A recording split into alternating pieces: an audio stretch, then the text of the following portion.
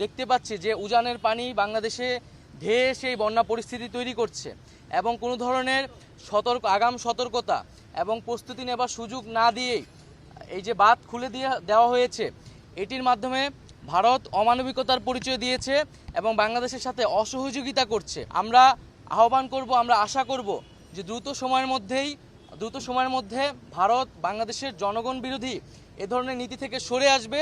এবং আমরা কিভাবে একত্রে বাংলাদেশের জনগণ এবং ভারতের জনগণকে এ ধরনের প্রাকৃতিক দুর্যোগ থেকে রক্ষা করতে পারি সেই বিষয়ে সুষ্ঠু সমাধানের পথ বের করতে হবে। বাংলাদেশের মানুষ এই বিষয়টি নিয়ে, শিক্ষার্থী এবং জনগণ ভারতের এই নীতি নিয়ে কিন্তু ক্ষুব্ধ এবং বাংলাদেশের জনগণ দীর্ঘদিন ধরে বাংলাদেশের যে পানির ন্যায্য হিস্সা সেটির জন্য আন্দোলন করছে, সেটির জন্য কথা বলে আসছে।